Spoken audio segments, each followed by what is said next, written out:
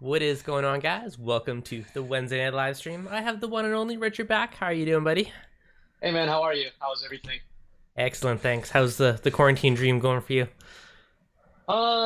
Just like I was talking to you a couple of minutes ago, this is like first time in 3 weeks I actually put gel in my hair. I'll shave for the first time in 3 weeks. It's rough, but I mean, it's where we're managing. What's important is everybody's healthy. No, So, exactly. Well, we appreciate you getting all gelled up and shaved up and ready for the stream. hey, anything for Reef dudes. Much appreciated. So for you that don't know Richard, you probably have seen Richard in some form or another because he is everywhere. He's at all the reef shows. He's the man behind Afishionado and a good chunk of the reefs.com content. So you've probably seen his stuff many, many times and not even knowing it. So good I'm to just have a you on. big spammer, but it's Yeah. definitely good to be here. We've been talking about it for a few years now, right? I don't know how Ex- long, but it's been a long time. yeah, I've been trying to lure you onto the stream for ages, and I know your schedule's all over the place, so it's hard to get you on. So it took a pandemic, but I finally got you on. Right, right, right. Well, I'm hmm I'm very thankful for you having me here, and I'm grateful for everybody Yep. watching. So, how has the reefing scene been for you lately? Like, I know in current pandemic state, have you seen any big changes or differences down in Orlando, Florida, your area? Actually, I'm in South Florida, a little bit below Orlando, about hmm like 2.5, 3 hours. But over here for the general part, um, I've seen a lot of mom and pop stores that's not tech savvy, tech hmm hits, Yeah. but a lot of stores that's been, really good with online presence. hmm Like even in Orlando, like, places like Worldwide Corals Yep. or Living Reef, or like any of those big guys or any stores, who has a big presence online, they've been just killing it lately. And hmm all the manufacturers, like CJ, as well as a couple of other manufacturers that's out there, they're doing fantastic. But Yep. for the most part, like it just, I guess, who's been having that transition hmm uh into that, like more than just like going to storefront, which is kind of sad in a way, but I guess is a something that will happen in the future. And if you don't hmm adapt to it, then you're gonna be obsolete. You know? Yep. You have to, especially right now, right? Sure. Walk-in traffic is next to nothing, so Yeah. there's starting to see some places that will do curbside pickup or do delivery and different things, which can open up a lot more doors. And even for the mom and pop shops, if they start do weekly deliveries, like a lot of that type of stuff can make a big difference and For kind of sure. get them more business and get things going. Yeah. Now, I know at least in Canada, it's a lot of the stores are slim pickings on stock. Just because even the other day I was trying to find a bunch of stuff and I calling know. around everywhere, and it's hard to find stuff. And without the Yeah. flights, you're not getting all those shipments all over the place. So that's really limited. That's the one big thing that I've noticed lately. Right, right. But I mean, it's this is a very special. I guess it's very different times right now, hmm and it's imperative that we get all the essential stuff first. I mean, hmm fish and corals. I mean, absolutely, they're wonderful to have and everything. But I mean, when you need necessity stuff to live, I mean, those take precedence. No, So I understand, yeah, I and do too. it makes you appreciate what you have and what you had, and hopefully it will make us treasure more of those stuff and hmm help us to take better care of it. No, for sure. Okay, now here's a big deep question for you. Yeah. How do you think the future of our hobby is going to be in 5-10 years from now? Do you think we're still going to be able to have and get all these imported stuff? Do you think it's mainly going to be people aquaculture growing out and selling? Like, where do you think it's going long term? That is a very, very deep question. Devin, you were there a couple of years ago I believe in Magna, Vegas, right? Yep, And then have you had a chance to talk with Charlie sure did. Barron? Sure did. Yeah. One thing that really struck a chord with me was that, like he said that, like these things with all the bands and stuff like that, it's imperative. I mean, like that we evolve, I mean, just like how the stores are evolving. Mm-hmm. Because like we had Indonesian ban not too long ago. I mean, it got lifted, but I Yep. mean not too long ago, but it was banned for about close to 2 years, right? Mm-hmm. And we just don't know when these bans will take place. For example, Mm-hmm. last week, U.S. senators actually wrote an open, like they're proposing a ban on all wildlife, and Yep. PJAC and Masna stood up for our side of the hobby, Mm-hmm. and said like wrote letters to the Congress, senators, and etc. to stand up for our hobby. I Yeah. mean, so it's we kind of like with this Indo ban, I guess like I kind of realized how fickle everything is Mm-hmm. and how everything could just come crumbling down at any moment, and which is Yep. kind of scary. Mm-hmm. And in order for us to really, I guess, be dependent and sustainable, aquaculture is way to go. I mean, No. my good friend Chad Clayton of Reef Nutrition, he always says He aquaculture is now, Yep. and I think I agree. No, it's true. And Chad's actually in the chat right now. I just seen him posting. And I Ah, do Chad, think this is hugely important, right? Because if there's less absolutely. and less opportunity to get wild caught stuff, I mean, it's all going to Mhm. be what is cultured and what we're growing within the hobby to sustain the hobby. So, Right, right. I absolutely agree. And then, one other thing that really struck a chord with me with Charlie was that how we, as a hobbyist, have such hmm an important role to play. hmm Because essentially with all the things that's going around the world, like the temperature rising, and, ocean getting like more acidic and etc. It's it's it's it's gonna get more harder for us to source corals from the world, yeah. like with all the bleaching and such, you know. But hmm with us, even if it becomes extinct in the wild, hmm as us as hobbyists keeping certain type of corals, we essentially become the coral banks, seed banks. Yep. I mean, so we have such an important role to play, and we have such if you look at if you follow a lot of science that's going around, that's involving corals and stuff like that, it's a lot of stuff that we've been doing at home for years, Yep. and Oh, it's quite amusing. it makes me chuckle. They're like scientific breakthrough. You're like, oh yeah, we do that all the time. Exactly. Microfragging. Oh no, like fragging's like the base of this hobby. I And they know. just invented fragging. So I was like, oh my goodness. But anyways, besides that, what hmm Charlie said was, like we have such an important role to play, and we have to become the link to the bridge that links the scientists hmm and us hobbyists. Yeah. And that just struck a chord with me and makes me, like, I guess more aware to become a better hobbyist hmm and importance of what I can do to preserve certain species in for a long term. Nope, exactly. So, hey, if people are stuck in quarantine, this might be a good time to start dabbling and trying to breed fish or, learning to get better at fragging coral or growing coral for that instance, because, could be very important in the future, right? You could be the one supplying different kind of strains of coral and help propagating it throughout the community. Absolutely right. You're hmm absolutely right. I mean, there's so many different type of corals out there, and there's so many people that's pushing the boundaries of different stuff. For example, like there is, like pigmentations and stuff like that. What really caught my eyes, I think about a week or two ago, was when Worldwide Corals was started to graft or started to, I guess, experiment on grafting on digitata. I hmm mean, it's very popular coral, that's very fast growing and everything. But like green, red. I mean, we don't. Yep. There's only few, digitatas that's out there. There's very few, I guess, color pigmentations. hmm And then they recently had it, like I don't know, like an experiment where they successfully grafted red and green together. Yeah, So I thought that was pretty neat. I that mean, is this is cool. a good time for us to try. And I like to see people pushing boundaries like that, like Steve Tyree, hmm Worldwide Corals, and various other people. I mean, I've seen that other crazy acro that had a crazy grafting all around the place. Like the skin just looked outstanding. But I Oh, like to see more. it looks awesome. I love seeing like cool grafted ones. Yeah. Interesting question. Macy's daddy question in the chat. With all of our frag tanks, is there a way that we can contribute to science? From You know, you know, thing is that it varies per institution. hmm Thing is that every institution has different rules and guidelines that you have to follow. hmm Generally, in past, uh, scientists did not, for some reason, like to reach out to hobbyists.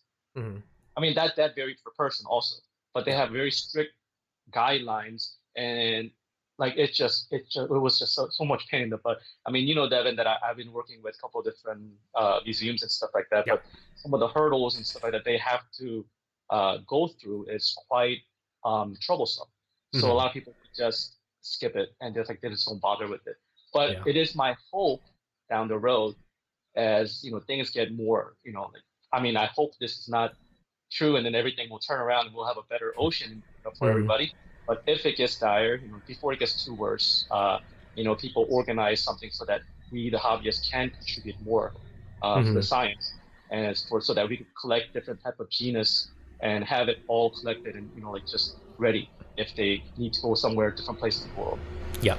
Now, here's another interesting question for you. I know they are coming up with different types of like hybrid corals or like super corals or corals that are more resistant to temperature and bleaching. Do Right, you, right. do you think? Because I know we take corals from the ocean, adapt them to our tank. How likely is it to take corals from our tank and adapt them back to the ocean? Impossible. You think so? Do you think it's impossible? I've heard mixed Well, things on this one, so I've always been well, kind of thing back and is, forth. okay, so thing is that all the paperwork that I have read is Yep. that we cannot put anything back into the ocean that is from our aquarium because we could possibly introduce different type of pathogens and Mm. stuff that's potentially bad for like invasive like parasite that's not existent in this part of the world. Hmm. you know and also, I mean, it's so strict. For example, I could collect, let's say, Elkhorn coral from, let's say, landmark 1, Hmm. and like less than 10 meters down the road and landmark 2, like I see that one has been devastated, so I wanted to replant it. But thing Yep. is that if it crosses that county line, I'm Hmm. not allowed to plant it, even if it's just 10 meters apart. A lot of politics around today. Very, very. So Yeah. I mean, it's it's even to that extent, it's so severe. I mean, Hmm. I kind of understand where they're coming from, and it may sound silly at times, but I mean, I guess I know that they're for a reason, but Hmm. hopefully will change and allow us to, or even allow the scientists Yep. to introduce them, properly, Hmm. so that because like Jamie Krebs, he's doing amazing work creating a super corals, different strains of mixing, like for example, mixing like a one acro from much warmer climate, and Hmm. then planting the same species of coral into, let's say, much little bit more, I guess, colder climate. Yep. But the temperature is getting warmer in that climate, and Hmm. experience bleach off and stuff like that. So if we were able to plant over there, and if they were to thrive and become a better reef system, I think we should be able to give it a shot. Yeah. No, for sure. Hopefully Well, they'll do it. no, seeing the coral spawn in labs, I mean, releasing those gametes out into the ocean, letting them settle and populate may likely be the only scalable way of actually making it happen. Hmm. Putting hundreds of It's thousands out versus like plant one, plant one. But right, right. But mm, like, I guess the only way for that to be possible is to get a certain species that's found in both regions, and mm, then have that transfer into Australian, I guess, lab or something, like yeah, when it's very sterile, and when they spawn, and then mm, they could just put the gametes into that Australian waters. So that's yeah. that will probably be the only way that'll be sterile enough, I guess, to make it happen. Because I That's mean, fair. you can't imagine, like putting gametes on a container, fly it back to Australia, and then putting it in because they probably won't make it. Yeah, that's fair. Have you actually seen coral spawn in person before? Yes, I did. Yeah. Actually happened to my tank. Oh, did it? Oh, nice. That's awesome. Yeah, it was totally accident. Totally accident. I just saw something floating, and I was like, "What is Hmm. that?"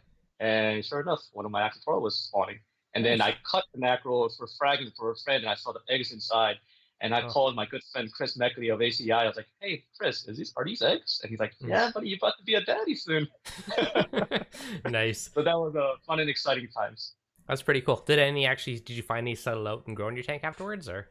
To be honest, I didn't really see much, but Hmm. I have crazy amount of fish and crazy fish in my tank that just fights everything. So They're probably coral snacks. yeah, probably. That's It's just cool. a survival of the fittest in my tank. Nice. I haven't seen it happen in a tank, but last fall in the Caymans, we went out night diving during the coral spawn, and the second night to watch them spawn, it was amazing. It was like being in a snow globe underwater, and Yeah, yeah, for sure. it amazes me that those little eggs can come out of a polyp of a acro. Like it's. I know, right? It's pretty incredible. Hmm. And what's really fascinating to me is that because right now this is going on. The coral spawning is the new wave, Hmm. of conservation right now. And Jamie Craig's from Horniman Museum in UK is spearheading this. And we Hmm. have, I guess, the biggest mirror in the United States is in Florida aquariums, Hmm. and they got this down to a science And these aquaporas only spawn once a year. Yeah. During the full moon and all that stuff, like lunar cycle, everything, it just plays a big factor. But using hobbyist grade aquarium products, like Yeah. Protectins, Radions, Net2 Mhm. systems, Apex, and using all of those systems and like to precision, they're able to spawn 4 times a year. That's cool. Isn't that crazy? So I they're mean, like just tricking the cycle every 4 months, basically, or basically, yeah, yeah. that's cool. So That's awesome. they're making corals think that it's time to spawn, by changing the lunar cycles and life cycles and etc. Hmm. Which is pretty intense. It's and they're not only having success with just aquaphora, but Hmm. they're Florida track, the reef track is actually the second largest reef track in the world, next to Hmm. Great Barrier Reef. And we had a really bad decimation of a lot of corals around here because of pollution, like rising water temperatures and etc. Hmm. And one of the things that got really decimated was pillar corals. And Oh, Florida, pillar. yeah, Okay. yeah, pillar corals. It was an LPS coral Hmm. that has I don't like fluff around it, but like 90 something percent, I believe. I mean, correct me if I'm wrong, but I believe 90 something percent got wiped, Wow. and all of those corals found in the wild that was healthy. They Hmm. fragged all those things up, and they went to moat, and then they went to Center of Conservation in Florida Aquarium, and it got distributed to different facilities in Florida. Hmm. And they just were able to, I think 6 months ago or so, a good friend of mine, Carrie, she was able to get them to spawn using the same technique that Jamie made. Hmm. And they did that like I think 2 or 3 different corals now, which is pretty outstanding. That's awesome. It's very exciting. And it's Hmm. funny because Carrie, I had known her since her undergrad days. Yeah. And just to yeah, I actually covered her when I first started getting into reef scenes. Hmm. I did a segment on her when she was just finishing her undergrad. She was one of the Magnus local Magnus speaker. Oh yeah. And Nice. yeah, so she was head of Nova Southeastern University's coral nursery. Hmm. So they're doing research on coral trees with the elkhorn corals. So we covered her on that, and to see her grow as a professional in this, like as a scientist and as like a reef keeper and everything, it's very rewarding, and it's just I don't know, it's amazing. It's inspiring is actually the word that I should be using. It's very inspiring. It's very motivating. Hmm. That's awesome. No, Yeah. very cool. I think I actually know who you're talking about. I think I recall seeing that video of yours. Yeah, yeah. Hmm. I know my videos are very like I guess too educational and they're not fun. But I'm They're glad still fun. uh, you're Yeah. it's good for I guess nerds like you and me who find all these things very interesting. Variety is a spice of life. You need all different kinds of education and content. I definitely agree. Yep. Okay, quick question in the chat. What type Sure. of par ranges for corals? So for growing corals, SPS generally 250 to 350 par. LPS usually anywhere from 100 to 250 kind of range is works pretty good. Do you Yeah, agree? Do yeah, you concur? I concur. But depends on the I guess what depends on the SPS. Some could take a lot more, Oh yeah, like or I even know. clams and stuff like that. Like strawberry shortcakes and stuff like that. Like I usually blast them with 400 or 500 par. Walt Hmm. Disney, like some tenuous, you could blast them up to like 600 700 without any problem. Yep. I think. Actually, they color up better. They Hmm. should the reds and the purples show a lot more. Providing the fact that you have a good water parameters and your potassium is on point, the red and purple will definitely perk up with that high Yeah. part. Nice. There's yeah, I think Chris from ACI Chris was on. It was the last week, the week before, but yeah, I think he said in some of his he's pushing like 800 par to them. Like he has some crazy Yep. high par levels. So you can a lot of acros like you don't want to do instantly, but you can kind of Oh yeah, ramp them up to it over time, and they for can sure. make a lot of light. Acclimate them. Yep, Yep. exactly. That's why even in our radiance they have that acclimate mode. Yep, makes it easy. Set it and forget it. Yep. Uh, East Coast Reefer. My acans are getting wiped out for some reason, and there's just one who's thriving. Can't figure out why. Do you have any pests in your tank? Do you have shrimp? Apparently, I just read the other day that peppermint shrimp can do a number on acans, so make sure there's nothing in your tank that's munching on them during the night, which could very well be part of it. Yep. Absolutely. Yep. And also check on the parameters of your water. If your water quality isn't good, then Mhm. obviously they'll sprinkle up in trouble. And if you have any angelfish or tilefish, make sure you take care of them as well. Yep. I just learned the other day. Apparently, lemon peel angels can eat anemones. I've heard that. I haven't really seen it. I mean, I've seen more stuff they do while they eat, polyps of LPS. Like, Mm-hmm. I seen them pick up my trachees. I seen them pick up on my clams, my acans. Well, I mean, not my acans. Well, they changed it to micromusas now, but micromusas and other like blastos and stuff. But never really seen on the anemone before. But I heard it before, but never seen it personally. My buddy had a lemon peel at an anemone, and he says it was basically gone and looked like it was destroyed the next day. So Wow, was it a he's bubble tip or? yeah, it's a bubble tip. He had a lemon peel and a flame in there, so I'm 90% sure it was a lemon peel. But Wow, oh, that's so crazy. apparently it's true. Who knows? That was Maybe I need one of those because my tank anemones took over and I'm just fighting. It's funny because I cut the anemone even with the scissors and I covered the hole with a putty, and then like 4 days later I had two coming out from each side. They're hey. like they're like Do you know how I they're like finally this. got mine out? How? Because if they're in a hole, you need to get to the foot, right? And if it's in a tiny hole, there's no way you can get to the foot. So I used that putty that you can mold, the thermal putty, and I made like a big cone. So you had to walk out of the hole to get to light and flow. So you have to Oh, trick them into leaving on their own. It's the only way you're gonna win. jeez, now I have about like 8 of them right now, and Just jeez, build a big funnel and make them leave to get to the flow. Try it. It works. right. I'll, you know what? I think by now, like I think it's too late because if they sense danger, they'll just automatically split. Mm-hmm. Mine are a little smart and they decide to split if they sense a little bit of danger. So I Yeah. was like, yeah, so I'm just gonna take out the whole rock and just donate the rock to somewhere, maybe the institution or somewhere. That's a good way And to see do how it that. too. Oh yeah, and it's even though they are pests to me, like I wouldn't want to kill any type of angel. I mean animals. Mm-hmm. So I would donate it to some place where they would appreciate the beauty of the animal much more than I would. Well, exactly. And you can just have just straight up an enemy tank, some clowns, beautiful, easy tank. Lots of people Yeah, like it. yeah, they do. I would love it too, but I don't know. I have 4 tanks in my house, and my wife would divorce me if I get another tank. Is that the newest one behind you right now? Yes, this is the newest one right now. I set up a 25-gallon reef tank from the JBJ, and Nice. I, I never had a thing for nano tank, but I actually love it because it's so easy to just like fill it up, and it just feels so easy. And I have a 210 gallons on, as my main display, and that takes forever to fill. But this Mm-hmm. one I could just fill it up in 3 4 weeks. Yeah, That was fun, that's fun true. project. It's done Yeah, quick, and then you can get all the micro life. I don't know. I like nanos too. They're fun. There's all yeah, these little creatures that will get lost in your big tank. You'll never see where they're. You'll just like sit there and stare and see all the little like sexy shrimp, all the little creatures everywhere.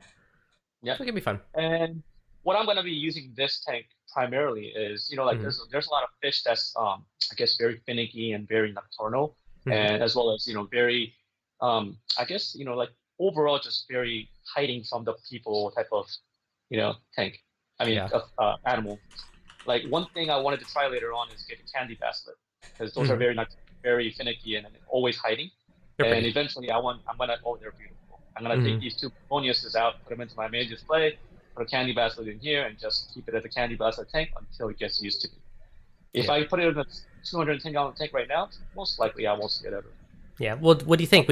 Once this becomes like comfortable and social, do you think it's going to revert back from moving it to a new tank, or do you think it's going to stay out?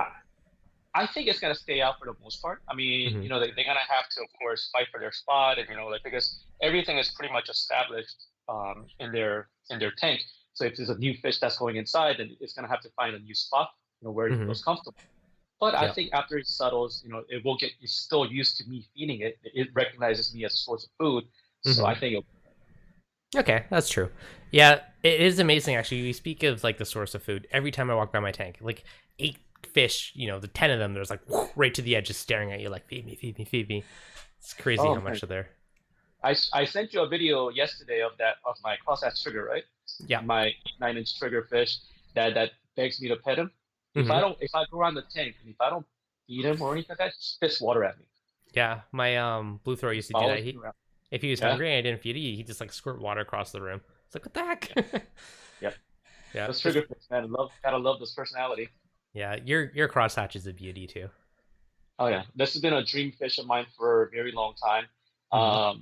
Like if I guess if people have been in the hobby for I guess good 10 years or so, there is this guy from Thailand who had a super dominated SPS tank called Chingchai, Hmm. and he had the most beautiful tank, possibly most copied aquarium in the world. Like Really? everybody was taking his photos and try to mimic it, or Hmm. like just posting his pictures everywhere, basically. And he was actually a speaker for Magna in Hmm. 2013, I believe, 2012, 2013. Nice. But yeah, he was a 1,000 gallon tank in Thailand, Wow. and he would send me videos of him feeding the fish, and I saw the crosshatch there, like just biting, like eating the food right off his hand. He was just petting it, and that instantly became like one of my favorite fish. Do you hand feed And yours? I do. And Yeah. as you saw, I pet it. I even lifted out of the water slightly. I interact a lot with my fish. Like Hmm. it's feeding is actually what makes me and my children love the tank a lot. Hmm. So, and that triggers a pig, and he eats 1 pack of LRS a week, as Yeah. well as hundreds and hundreds of pellets of TDO Oh a yeah. day. Oh Nice. yeah. I think I also showed you a picture of Aiden uh, feeding my tank without me knowing, and then I heard about it. yeah, I feed my tank about 4 times a day. So with Hmm. him and me, I don't know where we give Josh good run for his money on his scrubbers. Yeah. So you do actually, that's a good kind of sidebar point. You pump a lot of food into your tank. Like a lot. You shovel it in. Like you're worse than me and I know I feed a lot. So what do you do to deal with all your nutrients? Cuz I know you got a couple funky things that most people don't use. Well, for the most part, I like to keep things very simple, but this tank, I tried something that's a little bit different. Mhm. I made a video on in the 90s, when people are just getting into, I guess, reef tanks, Mhm. and people keeping softies and LPS and stuff like that. There was this one guy that had a shop in Miami, had a full blown out acro tank in the early 90s. I mean, this is like times when this was thought impossible. Yeah. Aquaport will come in, they'll turn brown, eventually bleach, and then we'll have a nice decoration of acros, you Yeah. know? But this guy was keeping acros, and we found out this guy, his name is Adolf, and he Mhm. founded a company called Nature Reef, and he made a denitrifier, Mhm. which basically used methanol, which is like a fuel racing, racing fuel, and Yeah. he used that to as the carbon source to feed different type of strain of bacteria to clean the water. Mhm. And basically, what he does is like he'll polish the water, dump that new water into the system, and then take it back and just that cycle like about 3 to 4 times a day. So essentially, I'm doing about 3 water changes a day. My Huh. reactor is 15 gallons, Yeah. so I'm doing 15-gallon water changes 3 times a day. That's 45 gallons. It's pretty good. And then how I have it dialed in right now is I have a nitrates always sitting at 5 ppm Mhm. because I don't like nutrients at 0. So I have it dialed in at 5 ppm, and I feed very heavy. Yeah. And with that, also what he was experimenting on was to feed nitrates into the system. He Mhm. would feed it as with the strontium nitrate, and when he does that, strontium will actually bind with phosphate, Hmm. and it will lower the phosphate as well. But there's a chemist over here in South Florida. His name is Dr. David Thompson, of my Reef Club FMAS, and he Mhm. came up with a formula instead of doing all strontium, because strontium, if with any kind of parameters, if it gets too high and excessive, it can be damaging. Yeah. So he came up with a different formulation of parts strontium nitrate, part potassium nitrate, and part calcium nitrate. Okay. And then by doing that, he'll pump up the potassium that's getting lower by Mhm. consumption of corals, Mhm. and then strontium, which is also getting the thickness of the coral branching and stuff like that. It will balance everything and then also keep the phosphates level in check. So So is that it worked out pretty. is this something that you dose on top of it or you dose it through your denitrifier? Those straight into, like, I have it set up. It's set it and forget it method. It's on a Yeah. container inside my denitrifier. Everything Mhm. happens in my denitrifier. Okay. So even if like something doesn't function, everything just stays in there. Mhm. It Okay. doesn't pollute the system if ever something were to go bad.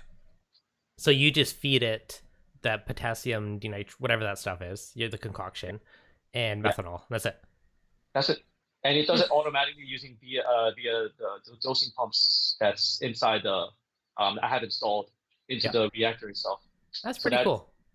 yeah, Uh, and it's very simple to make. You could do it Yeah. yourself. Like I was telling you, it's like I mean it's stupid simple. So it pumps water in. You basically carbon dose it with methanol and this other stuff for the potassium, and Yep, then it just circulates as a thing for a few hours. And then you exchange it back with new aquarium water. Is that yep, basically how it eh, works? Huh. That's pretty yep. cool. You know how when you cycle your tank, the bacteria, Mm-hmm. right?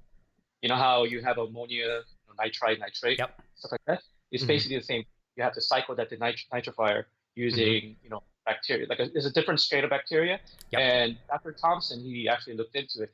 That bacteria is actually very close resembles to our bacteria found in your ears. Hmm. So you won't find this in regular store. So Yep. you have to source it differently. But this Mm-hmm. bacteria, once you have it, and then you just have to make sure that it populates fast enough when you cycle, so you don't lose everything. Huh, crazy. So I mean, it's just a small cycling process, but I'll give you Yep. the video link so that you can check it out. Oh, that's It's cool. very very simple to do. Yeah, Very no, simple. it's such a different way you don't hear about it. And I've briefly, he showed me a little bit before, but yeah, I was kind of intrigued on it. It's a cool way to do it. Yeah, for sure. It's different. But thing is that it's like what like interested me was the science behind it and how Mm-hmm. simple it is. Yeah. Because I didn't need to dose any kind of CO2 or anything like that. Mm-hmm. And then like it's how cheap it was. Like for example, my tank, 210-gallon tank, and I feed, like I mentioned earlier, I feed extremely heavy. Shovel it in. And yeah, I mean, I'm, like I'm a type of person. Chad Clayton would vouch for this. I would actually just feed one by one and count to see how many, pellet food my trigger will actually take. I Mm-hmm. stopped at 130 something, but I mean, he would eat tons, Yep. and I will feed it as much as they want. Mm-hmm. So I mean, like me feeding that much, methanol, I think it's costing me about like $8 per year. Oh, for a year? Oh, it's like For free. a year. Oh, wow. Yeah, it's like $8. Like 80 cents a Um, month. That's like nothing. yeah, it's a big can of. I mean, I'm probably overestimating it, but Mm-hmm. but I mean, it's much much like I think it's cheaper than $8 to be honest. Wow. Super And cheap. if you're yeah, and if you're doing like if you're dosing nitrate like strontium nitrate, potassium nitrate, all you do is Mm-hmm. buying powder, and for the whole year, it's less than $10. Oh, yeah. So like 20 bucks a year, nutrients are handled. So it's like cheap. Yeah, Okay. yeah, Huh. That's pretty cool.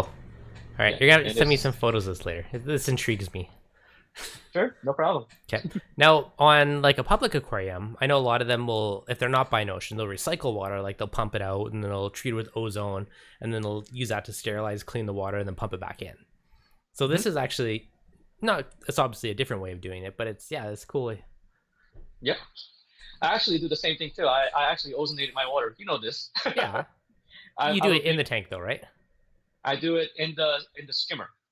Mm-hmm. I do it in the sump in the skimmer, and Okay. of course, skimmer has to be ozone ready. If not, it will, acrylic and everything, or the hosing, it'll all crack. And yeah, Yeah. No, I do ozone on mine too. yeah, I randomly get waves of people asking about that one. So actually, that's a good little side topic. Ozone. So as long as your skimmer's rated for it, there's two types of acrylic. There's like the cast and the whatever version extruded.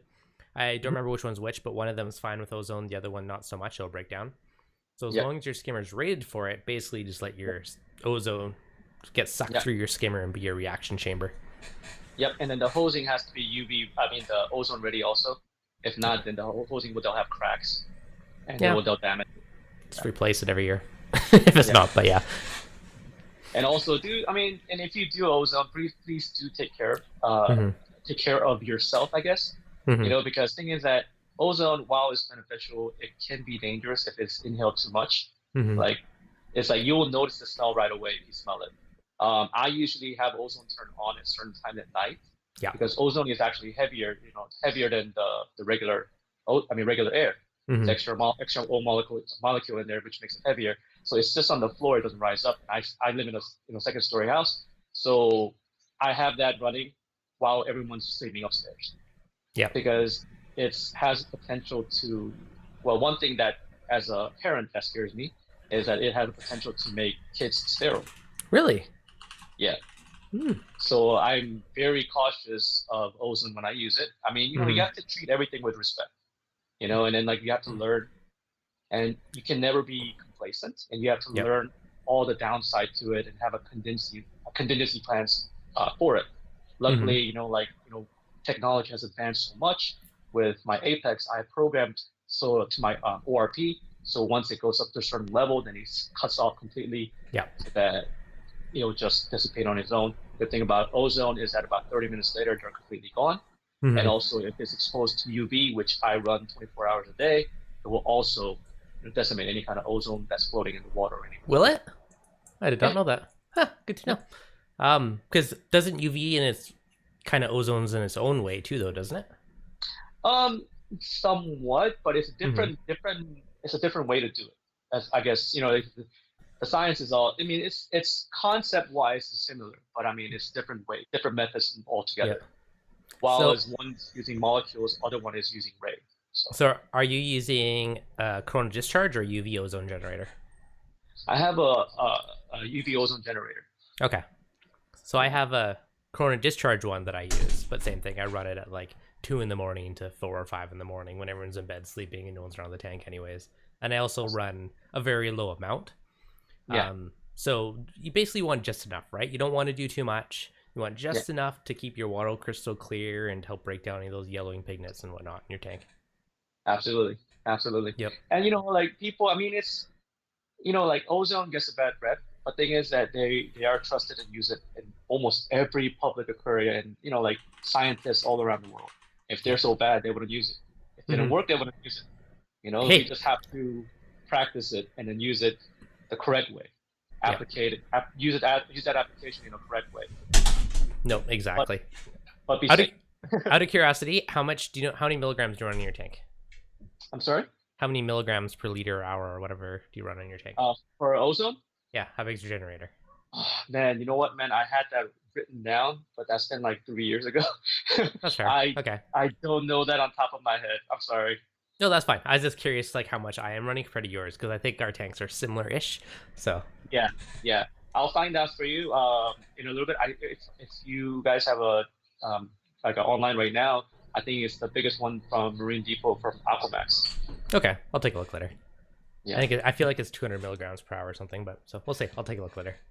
sure. Okay, awesome. All right, I now feel like we kind of deviated a little bit, that always happens. but it's I've fun come to accept it. It's all for, good stuff, right? for sure. Okay, future of the aquarium hobby. Since we deviated a little bit, what time is it? It's 4:40. We'll give it a good 20 more minutes or so, and I won't keep you all night because I know you got your family there. Oh, Um, sure. No problem. Yeah, so future of the aquarium hobby. I know a big thing is even now. Like I find a lot of people are starting to. It used to be like a lot of trading amongst people. Then it became all like the big name corals, and it kind of goes in waves between people, going out and buying all the big ones and then trading them amongst their own groups and kind of growing out corals, which I think is going to be more important for future to get good at it. So we have, yeah. a nice supply to trade within the community. So any tips that you have for people growing corals or getting better at, their little frag systems? Well, the thing is that I'm a very old school when it comes to things like this. Like growing corals and stuff like that. The best thing to do is staying consistent. Yeah. Provide, there's nothing more than Mm-hmm. good salt water in a saltwater aquarium. Yep. So provide good water, good environment, everything will thrive. So we're You know, keeping water at the end of the day.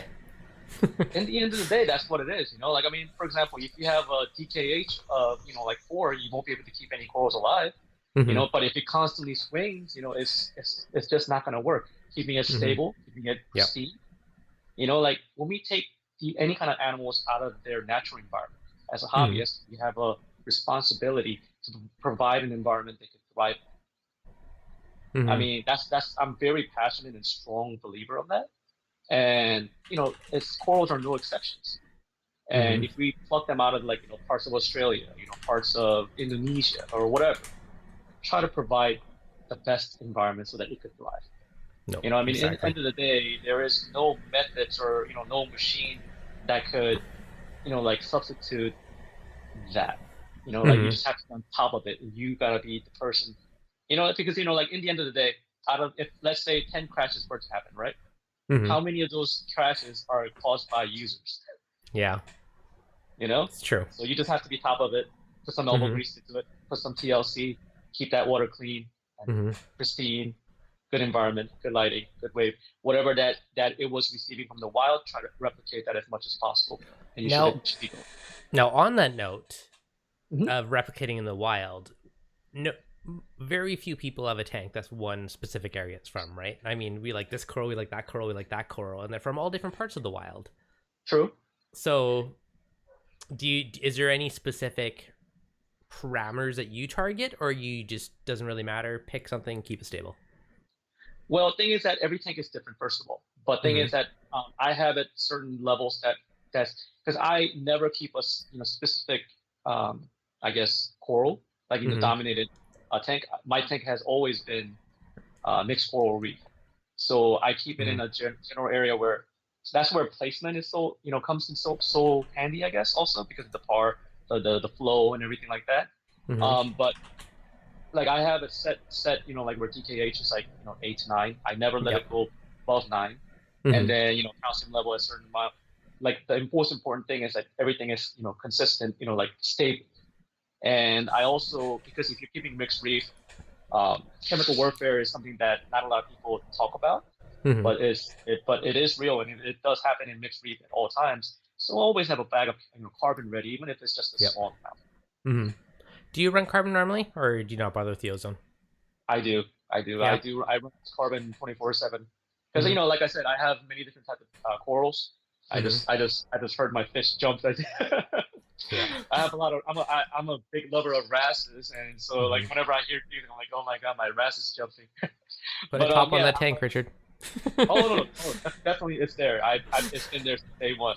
Yeah. Okay, that's good. But what you call it? What was I talking about? We were talking about right before wrasses. Uh, We were talking Carbon, about carbon. Yes, I do run carbon carbon chemical warfare. Yep, 24/7 because I do Mm-hmm. have some leathers and softies and such, Yep. and they do slime up and create mucus. And Mm-hmm. if they were to land on something, it's gonna cause damage. Yeah. So I have carbon is running at all times, just in a low amounts. But I do Mm-hmm. change it. I run it. I do change it often to because carbon life doesn't last that long. How often do you change So it? there's per brand, more expensive it is. Like Mm-hmm. usually it lasts a little longer or so are the claims. Mm-hmm. But generally I change, like usually they say anywhere from two weeks, maybe to 4 weeks.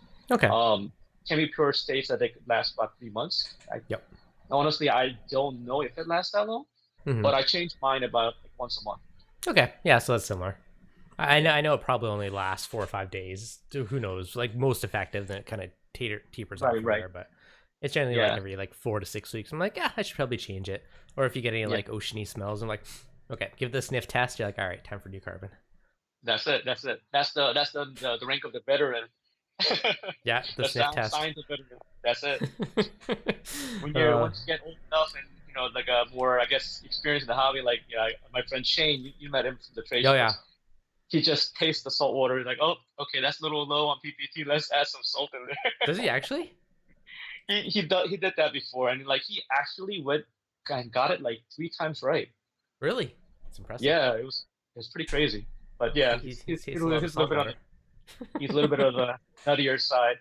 He's a That's personality. awesome. That's awesome. Yeah. Yeah, he's great.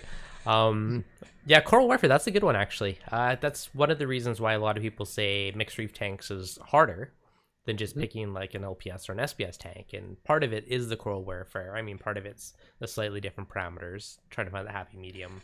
Same thing with nutrients, the happy medium. But I don't know. Mixed reef's all I know. Like I could never do one or the other. It's Yeah. special Because when blend. you dive in, yeah, because when you dive in the ocean, acro is not only thing that you're gonna see there, or like the cordias are not only thing you're gonna see there. Swantis are not only thing you're gonna see there. You're gonna Hmm. see full blown of everything, Yep. and that's the beauty of our oceans. And at the end of the day, it's like you like which corals you like. So gotta find a way Exactly. to make them all happy and play nice together. You're absolutely right. Beauty. Yeah. All right, Richard. I'm not going to keep you all night, but I thank you for coming on today. I know I've been trying to rope you in for a while, and finally it took a pandemic, but you're not working for once, so it's good to finally grab you on. Hey man, thanks for having me. It's been fun. It's always good hanging out with you, even if it's virtual world. Yep, exactly. Hopefully one day we'll get to hang out at a show again. For sure. So if people want to check out some of your videos, Richard at Afishionado Channel. Yep. On Facebook, you can check on Richard Aficionado, or on YouTube, you go to reefs.com. That's the company that I work with, Mm-hmm. and I provide all the contents up there. I try to do it weekly, if not bi-weekly. Yep. Nice. Awesome. So tons of great content. Get your reefing fix. And always, guys, if you enjoyed it, hit that like button. If you're new, make sure you subscribe. Richard, thank you. And I'll catch you guys on next week's live stream. All right. Okay. Thanks, Devin. Have a Cheers. great, guys.